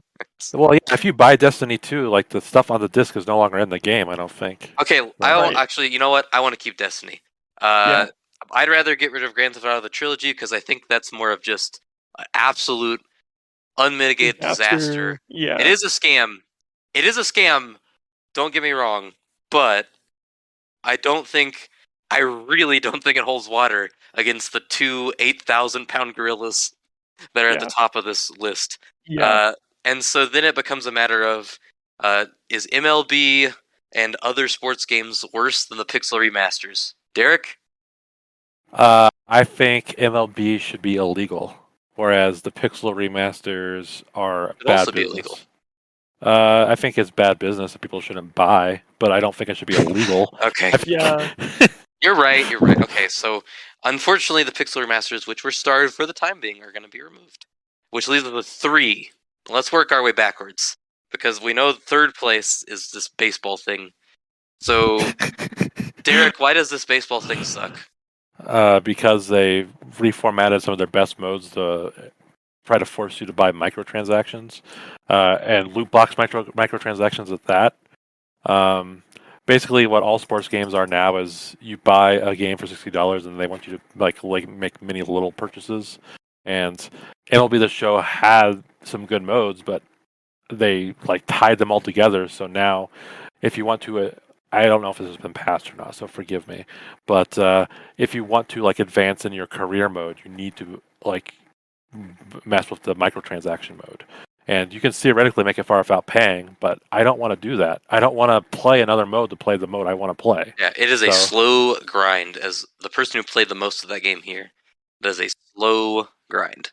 But as I mentioned, this is a sports game problem. This is not Yes. a MLB The Show exclusive problem. And this is an issue that has been around for a long time. So if, say, we had a category called Worst Trends, where we had a sports games nominated, this might be a better spot for it. Interesting. But for this, I am fine with not winning. Okay, so then next would be Destiny 2. I always think it's funny when I look back and I remember people celebrating when Bungie declared its sovereignty from Activision, and they acted like it'd be a much better game. And Setzer and I both pointed out that was malarkey. I had read some books that indicated that Bungie was shady as shit, and Setzer played Destiny, so he knew. So, do we want to say anything about Destiny, or should we just go right to the main event here? I'm gonna add on to Destiny.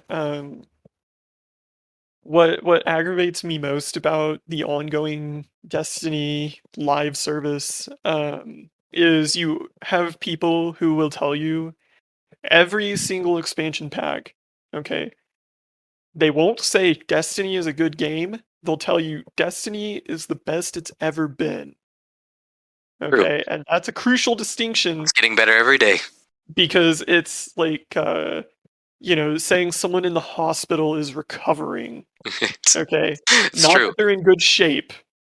And the fact of the matter is, Destiny sets the bar so low for improvement that outside of the core smoothness of running and shooting, Mhm. it has very little to offer. The rest of the game is very bare bones, very poorly thought out, and they make some superficial changes once a year, and that's about it. And these superficial changes come at an increasing monetary cost to the player every single year in a way that vastly outpaces inflation. So you're getting less and you're paying more, and that is a scam. Well, the scammiest of all scams has got to be Halo Infinite, which we've certainly talked a lot about in the past few weeks. So I don't Yeah. know that we need to say too much other than, for my part, I will say that I've never played a game that I want to play more, but also want to play less of simultaneously every single time I turn it on. Because just the way that they've allowed the Battle Pass to stick its tendrils into pretty much every part of the multiplayer is very off-putting for me personally. Hmm. Otherwise, I mean, I've played games with Battle Passes before, and I'm not a big fan of Battle Passes. Honestly, I would say that we should just get rid of these incentivized progression systems that are paid for Hmm. altogether, Hmm. because it's basically like buying a job. Yeah. But they're not going anywhere, so I'm not gonna win that fight. But I've never had a game that just felt like it was actively catering every decision to a battle pass, quite like Halo Infinite. Yeah. Which sucks. One argument I will give for Destiny over Halo is that You want a lifetime achievement award? Microsoft seems to have been bullied into putting that Slayer playlist in earlier than they intended to. So Yes. at least it'll be less of a scam starting Tuesday. I mean, I guess I could see that somewhat. When the community manager for 343 lost his temper last week, he said that it's not simple to add a Slayer playlist because it has implications for the battle pass. And I think that is It says a lot. pretty damning.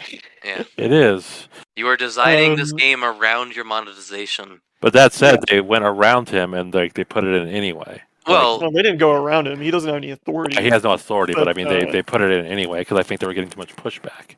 yeah. I mean, the fact that they have to cover their ass doesn't make it less devious in the It doesn't first make it less place. devious. They had bad intentions, but at least it's changing a little bit. Whereas people tell Destiny and Bungie, like, hey, you're fucking things up, but they never listen. I guess one difference is for me is that, well, Halo Infinite does have a really vocal amen chorus that refuses to say anything bad about it ever, Mhm. which is annoying. Mhm. But Destiny is a freaking cult. Like, Yeah.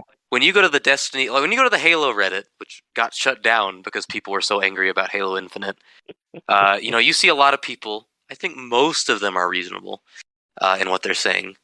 Saying like this is kind of a mess and this is broken and they shouldn't have shipped the game like this, and a lot of this stuff is really exploitative and gross. Whereas when you go to the Destiny subreddit and they announce their newest bullshit, you just have it feels like you have a bunch of people going, "Hell yeah! I can't wait to spend money on Destiny." Yeah. Well, Yeah. unfortunately, this is the most indoctrinated fan base. I think that the people justifying having to pay 30 extra bucks for dungeons is insane. Um, and to be fair, Halo Infinite doesn't really have anything comparable to monetize in that regard. No, because all of it is cosmetic. Pretty much all of it, I think. Yeah. Um, Yeah, it's all cosmetic. Yeah, and to Derek's point, even though I still think it's gross and I still am pissed off that I haven't been able to just play Slayer, the progression is a little bit faster to the point where I do feel like I'm gaining some progress, though I do think it should be based more on performance than just actually playing the game and doing your challenges, but whatever. Yeah. Derek's actually swayed me where I think Destiny is not only a scam monetarily, it is like they have scammed people into changing their personal beliefs. Mhm. And it might be good to give Destiny a Lifetime Achievement Award for being a scam. For most psychologically manipulative. Yes. Um, Yes. yeah, I also want to add the worst part of the Halo monetization is the way it manipulates people to play the game wrong Yes. and screw their teammates over. Destiny does that too. So that's not really a point against either one of them. They both do that. So, Destiny? Yeah, I think Destiny. I would say an Yeah. upset, but it is an upset. Don't call it an upset because Destiny is like the New York Yankees of scam. So Mhm. scamminess. So I guess it's not surprising when they win. But it's been a while, so I guess good for. Congratulations, Bungie. it's an honor, Bungie. It's an honor. Congratulations, head shrinks at Bungie who have figured out how to successfully manipulate millions of people who shill for your game. Anyways, this will be a fun quickie right here. Mhm. Worst cameo. It's, Jake from State Farm in NBA 2K22. Todd in New Pokemon Snap. Naruto in Fortnite. Rick and Morty at the MLK Memorial. Damon X Machina Mech in No More Heroes 3. Any Fall Guys crossover, but I think the person who wrote this meant Fortnite because I don't think Aloy She or is. Sonic is in Fall Guys. They both are. In Fall Guys? Yes, I've seen the Okay, costume. well, I don't have any beef against Fall Guys. Well, you could but delete that. whatever. Fortnite's more insidious. I just Yes. thought that was worth mentioning. I actually had no idea Aloy was in there. And then Gus Breaking Bad in Far Cry. I think that I'll dismiss Todd in New Pokemon Snap. I just thought it was really funny because there's not a person in the world who cared about that character But he's at back. all. But then he like shows up and you can tell that the developers thought it was like this cool moment. But I was just like, oh god, is that shit again? Oh boy. I have a confession about Pokemon Snap. Yeah. I haven't played it. I played the original when I was a lad, but when people were going off about Todd Cameo in Pokemon Snap, I legitimately thought they were talking about Todd Howard. Oh, that'd be awesome. Yeah, because I had no memory of some other Todd, so I thought they were talking about Todd Howard is inexplicably cameoing in Pokemon Yeah, Snap. that would be great. That would win best cameo. Yeah. Can we agree that the worst three are Jake from State Farm, Yes. Rick and Morty at MLK, and Gus Breaking Bad in Far Cry? Yes, Yep. because I think Naruto and Fortnite is more funny than anything. It is hilarious. And the Damon X Machina thing, it's not so much bad as it is like it reminded me, and like you're watching like a epic movie or Meet the Spartans, and they just like randomly shout out Amy something. Winehouse. Yeah, they just do something for no reason, just like, hey, here's a reference. That's what the Damon X Machina thing reminded me of, because they're just basically like, hey, here's that Damon X Machina. It's never mentioned again ever. So it's just like an obnoxious thing, but it's not particularly bad. And as I said, Naruto and Fortnite is just funny more than anything. Like he's even in like his Ninja Storm looking outfit, so it's just ridiculous. Does he do the run? He does the run, and it looks really bad. So I think it's just funny to me. I'm fine with that. Can we also agree that the winner is absolutely, unequivocally Rick and Morty at the Martin Luther King Memorial? Easily. Yes. Absolutely. That That is so far beyond the pale. It's so stupid. In case anybody forgets, this was like the Martin Luther King Memorial exhibit for Black History Month. Yes. Yeah. Which was added into Fortnite as one of their like annual here, look at us making a difference. Yeah. But of course, predictably, it just immediately went to poop because everybody was wearing their dumb outfits. Absolute chaos. And posing in front of like historically relevant monuments. And doing silly emotes. Yes, like doing in some cases like overtly racist stuff with their skins. Yeah, I don't like it. What really elevates Rick and Morty at the MLK Jr. Memorial for me is the way some Epic and some shit eaters tried to pretend that this was some kind of miraculous educational achievement. How Yes, far yes, we've come. epic piss on my face. Yes, Yeah, yes. yeah. And it's like, no, this is a mockery of one of the most somber stories in our country's history. It's got no place in a game for dressing up and being silly. Like it's Yeah. just Yeah, This is not not fit. the place. There's a Yeah. place to educate children about that, and it isn't in Fortnite. I'm sorry. It is Pokemon Go. Yes, Pokemon Go to the polls. Mhm. Whereas I think Jake from State Farm is a very funny advertisement. Jake from State Farm makes me laugh. That's another one that's more like Naruto, where I just find it very funny that He's they a just put him in lovingly, it there. is a lovingly rendered version of Jake from State Farm from the commercials. In NBA 2K22, Dude, I love Uh, commercials. and Gus Breaking Bad is more of a worse cameo because it's just every Far Cry game. They get some big name actor, and he mugs in front of the camera, and he does the same bit, and then he gets Mhm. nominated for a game award. Yeah, it's like I don't know anything about like what his role in Far Cry 6 is, but I'm sure it's just like 3 and 4, where it's like a charismatic guy and he's leading a cult or a bunch of like young people, and then there's some bad shit that happens. Like it's Pretty much. pretty formulaic. Yeah. So congratulations, Epic, for Rick and Morty at Mhm. the MLK Memorial. And now to what will undoubtedly be the most contentious category of the evening. Worst trend. The worst thing going on in games right now, this year or others that have led up to this year. And this is a stacked list. So we're going to Mhm. do some major league cutting here. We have battle passes and / or roadmaps. Unfinished games and day one patches. Boy, is this just everything Halo Infinite? Using Toxic to deflect criticism. The VGAs. NFT / blockchain quote unquote games. Cringy / quippy dialogue. Fortnite skins of everything. RPG mechanics and not RPGs. Activision killing developers at the altar of Call of Duty. Sports games, the genre. Busted remasters or ports. I say for this one, let's pick 3.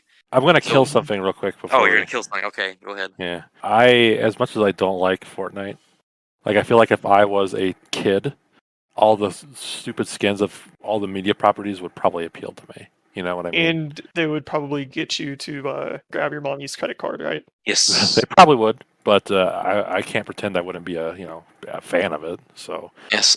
If we're gonna dismiss some things, I understand why the VGAs are on here because they're obviously Mhm. extremely arbitrary.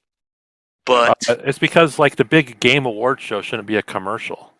well, yes, but at the end of the day, it is also one of the only times now where all these companies get together under one roof, what G3 used to be, and showcase their wares. I mean, it is a giant commercial, but I can't pretend that I don't have some fun with it. No, I have fun with it. It's just Yeah. questionable. I don't like the VGAs because not only are they, I don't like awards in general, given how subjective and different our experiences are with games, but also because they encourage too many dumbass people to freak out. They do, yes. It's got some console warrior stuff going on. Mhm. But to me, at the end of the day, it's like I think it's a whatever. It's too long. It's a It's giant not the ad. worst. The trailers are often extremely disappointing. Mhm. But I can't pretend I don't have fun, and I love the orchestral bit at the end they do for the Game of the Year nominees because that's Those are always cool. those are always really fun. I think a good winner here, or good nominee, is the Battle Pass and roadmaps, because I am personally tired of these being like, I put NFT and blockchain on here as a nominee too, but I feel like those are just like widely hated, and like everybody like acknowledges that those are evil and scammy. But when it comes to the battle passes or roadmaps, it's like everybody's just accepted that we're gonna be fleeced into paying to play a game more, like paying to have a job with our leisure activity, when we really should just be paying $10 to get whatever these cosmetics are and just having them. Like, I hate these, and I hate roadmaps too. Like, I hate every time a game comes out and people are like unironically being like, well, I really want to see the roadmap. Like, okay, well, how Mhm. about you just release the game, Yeah. and the roadmap is my experience playing it. So I think both of these are easily shortlist, but I feel the opposite in terms of which is worse. I think NFT slash blockchain games. That is the Bad Moon Rising. You know, battle passes and or roadmaps, like you said, are now accepted. I think NFT and blockchain integration is going to be the next thing that people uh, obsequiously, accept in all games, and I think it's going to have the potential to be way, way worse than battle passes and or roadmaps because not only does it have a real world environmental impact beyond that of the battle pass slash roadmap, it has a tremendous creative impact in terms of the incentives it creates and also I think philosophically you're taking this incredible creation digital technology in general, the internet, video game, and you're taking this thing that was supposed to in a sense free us from scarcity, whereas NFT is about creating scarcity Hmm. arbitrarily, um, 1980s just to Nintendo manipulate style. people into giving you Yeah, money. I put a Um, star next to both. yeah. I look at the NFTs as more of a preemptive strike. I don't think it's bad in games yet, but it's going to be. You know what I Uh, mean? Mhm. So I'd rather get out in front of that. Can we pick a fun one, like you know, like RPG mechanics and not RPGs? Come on now, this is ridiculous. Well, the thing about unfinished games, toxic, cringe dialogue, RPG mechanics, sports games, and busted remasters slash ports, those have all been trends for a long time, Oh yes. long That's before true. 21. That's Well, I true. also think unfinished games rolls into roadmaps, That's Yeah, true. yeah, that's so True. true. you can kill that for that one. Games like Pokemon Snap have RPG mechanics, and they don't belong there. People view RPG mechanics as a necessity to make games longer, like more complicated, so you'll be more engaged. So as long as people are complaining about games not being 40 hours, RPG mechanics are going nowhere. Yes, and I hate them. They don't. They I shouldn't. agree. They're treated like they are. Uh, I don't know, like salsa. Like they're Mhm. such a good complement to so many things. When in reality, it's more like I don't know.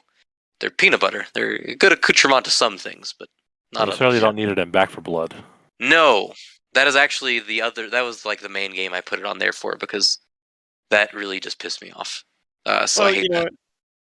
I think RPG mechanics and non-RPGs is kind of the forebear to the battle pass in a lot of ways, Hmm. in that it's about extending your quote unquote time investment in the game to level up and get experience and all that stuff. Well, Um, How about we how put about? cringy, quippy dialogue? Well, I was gonna say actually, Activision killing every studio Oh, at the they've been doing altar that for of. years. I think that metastasized But this that year in a big reached way. a boiling point this year. I mean, they killed. Yeah, Well, Toys for Bob released Crash 4, a fantastic game, and then Activision just slit their throat. And then when they weren't done with that, they looked at the Tony Hawk developers who were celebrated last year, and they said, "Yeah, but what if you helped with Diablo?" Like, ugh, and I was so angry. the Ravensoft thing that's still ongoing. Yeah, I mean, Activision really hasn't gotten their due here yet. Yeah, Yeah. they're getting their lumps for the sex assault and sexism. Yes, Um, we should mention that when we say worst trend, it's yeah, we're not going to go into like these super dark real world things because it's not yeah. obviously That's that wins. definitely far and away the worst. Can we? I think I guess between the last ones left, I mean, using toxic deflect criticism to me, it's more like lumping in all of the reasonable complaints with all the bad apples and pretending Mhm. that all the reasonable complaints are from bad apples. which is what happened with Halo. With every single game that's ever been made ever, you're going to get like one or two people that go too far with their complaints about it. It just happens. It's been happening since the 80s, for goodness sakes. You have like, you probably had like moms yelling at Nintendo for not making the SNES backwards compatible. You did. Like, yo, what do you mean I got to buy new game packs? Like, Yes. people do that. They calling attention to them instead of listening to like the waves and waves of people that are normal is insufferable. Yes. And painting like entire fan bases as like toxic or unwilling to change is just protecting corporations. Like they're not taking any accountability, and I'm sick of it. It's just obnoxious. Yeah. But it's been going on for a long time. So I think cringy, quippy dialogue too is like it's. I think it's gotten worse as the Marvel Cinematic Universe has overtaken media. I don't know that this year was like a particularly bad year for it. I know that Setzer hated a lot of the Deathloop dialogue early on. The Borderlands trailer from the Game Awards made me want to shoot myself. Yes, I didn't see that trailer, so thankfully I'm all right. I was thinking like when I played Halo 4 was kind of where I started to think like, God, I'm just so tired of this. Every character having to be this goofball. And I've heard people say that happens a little bit in Infinite. I haven't seen it as much yet. It's not as bad. Okay, because I've certainly seen it better in like I think Master Chief as a character is much less grating in Infinite. But I do understand that some of the NPC, the enemies, like the grunts and such, say some really quirky things, which it's whatever. I just think it's like it has its place, but I don't think it really has its place there. Like it just undercuts the seriousness of every scene. And every scene in every game, every movie, every show, every book. Like it's like everybody's like, oh, it's just like fun, but it's like I get that, but like a lot of the media that has been important to me over the years, does take itself seriously sometimes. It doesn't need to always feel like it needs to joke about it.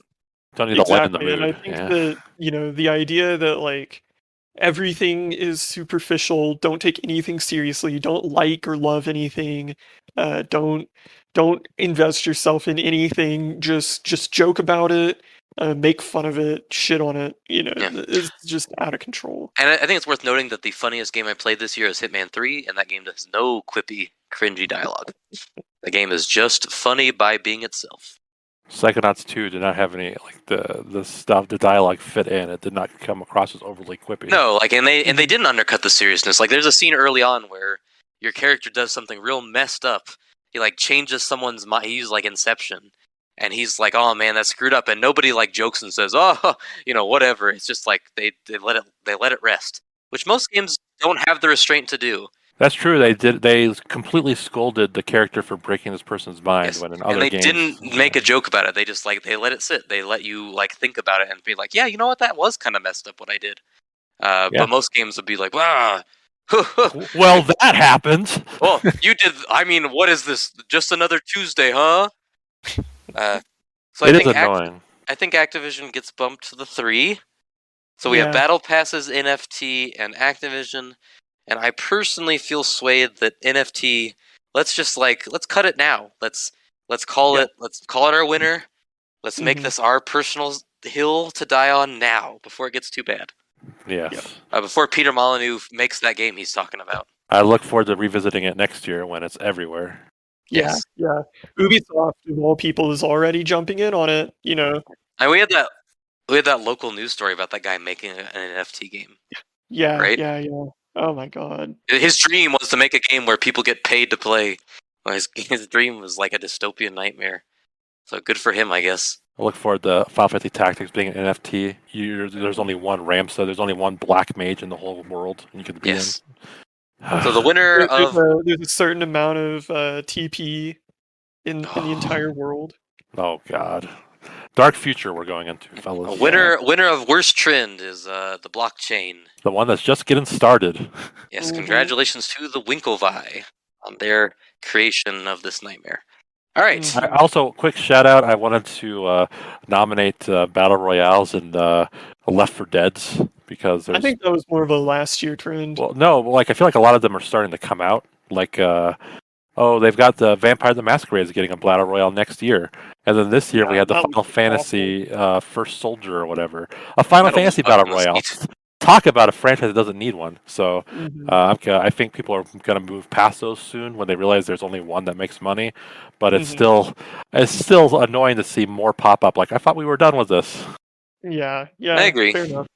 but obviously it didn't hang. I just wanted to say Yes. something. Yes. Mhm. No, it's you did not nominate it and then take it immediately off. But you did your part. You did say it didn't hang. All right. Now to Yep. our final category of the day, and perhaps the most anticipated of all, most coveted of all, for the Mhm. Golden Caca Award for worst game you played this year. And the nominees are Fuck Off 76, The Balan Wonderworld Demo, The Ascent, Back for Blood, Sonic Unleashed, MLB The Show, Yoshi's Story, Real Dark Horse, and Code Vein. I am going to nominate to dismiss MLB The Show because I played more than you did, Derek, and it is not a bad game. It's That game just sucks ass. it does not. It plays just like the others. No, it's just not fun. It plays just like the other games. Or they ruined it so completely with the microtransaction bullshit that it's I impossible to enjoy. I didn't. I had a fine time with it. The only sports franchise I liked, the only one, and they ruined it. I don't think they ruined it. I think they definitely made it worse, though. For the past 6 or 7 years, I bought every day on day one because I just like them so much. I really think it's worse than Fallout 76 I don't think it hangs. I'm just or saying Sonic that. Unleashed. No, I don't think it's worse than those. But I'm saying, like, this game absolutely hangs with these games. It's just, I respect cutting it off. It's just garbage. It makes me so mad. Yeah. I think it's fine. It's a fine game, but it's. I mean, I fell off of it, but it's fine. I bought it day one every year for like a decade, and now it disgusts me. You only played like I 10 appreciate minutes. your passion. But I played enough to know like this is bad, and even the way the UI looks made me like Yeah, but I disgusted. played Like, more than you did. you're right, and your opinion is more valid than mine. I'm just saying. Thank you. Thank you. I'm Can we just clip saying. that? I hate it. I need to save that file there. I'm just saying, from what I played enough to know that they ruined it, but it doesn't belong. I also think Back for Blood doesn't belong because you said that it actually plays well. Yeah, you're right. I just hate what they did to Left 4 Dead. Like I read this. So Polygon did their annual like 50 games of the year or whatever, and this made the list pretty low. I mean, it was like 40 something or other. And they this is what when I was talking about like people accepting battle passes to this stuff, and Yeah. they were like they brought Left 4 Dead back, but they brought it with and surprisingly modern ways, and all the modern ways were like stuff that just made me groan. Like they're like it's got deck building and gear scores and all these things. Like ugh. Like who Yeah. wanted that? Yeah. I But want that in my Left 4 Dead, personally. alas, the game itself, if you remove those elements, could be good. But they unfortunately did not remove those elements. Well, I'm sure Back for Blood will kind of turn out like Evolve, where they have to, Where it as the dies player right count away. drops, they'll have to compromise some of their quote unquote vision on that. So we'll see where Back for Blood is in a year. Boy, I hope it doesn't go the Evolve route. That game just died a death, didn't it? Yeah. Yes. Yeah. I hate to say it because this game was terrible in every sense of the word. No. But the word No. demo, the word No. See, I think Nope. demo makes it even better because that's like, you go to a restaurant and you're sitting waiting get- for your table your and you appetizer's turn a your pile head of and you shit. see you like see the chef bend over and shit on the food or something. That's And true. you're like, oh my god, I gotta get out of here. that demo is bad in every respect. It is Yeah. the worst demo I've ever played, and I am confident if I played the full game, it would be on my top 10 worst games ever list. It is I keep waiting Yeah. for it to go on sale for under $10 because I want to. It is want not to only experience one it. of the worst playing games ever. It is the ugliest game like I can think of. Like the art style is so off-putting. Oh god, it makes me sick. It makes me want to puke. Okay, well then, as a compromise, since you both vetoed my choice, I will kill Code Vein because Okay. Code because- semicolon vein. yes, because that game was fine until a certain part where it stopped being fine. At the end of the day, it's just like a cheap Dark Souls ripoff. Yeah. I So don't it's think not. anyone was really passionate about Code Vein one way or the other, right? Yeah. It's like at the end of the day, it's just mediocre. I was Mhm. truthfully like struggling to think of bad games I played this year, so that's why. Um, Yeah. I mean, you played Sonic Unleashed. that game deserves to be here. I will say that much. I But know you hated it, and you love Sonic. You like Sonic Forces, I do like Sonic Forces. but um, but yeah, Unleash is like let's make you play the shittiest God of War clone possible, and then make you replay it because you missed like little tchotchkes to unlock the good levels in the game. I hate that. I personally think the game deserves a nod because I've seen a lot of people become apologists for it in recent Mhm. years. Well, Mhm. it was one of the ones they boosted to 60 frames per second. So I've seen a lot of people go, finally, it'll get its fair shake.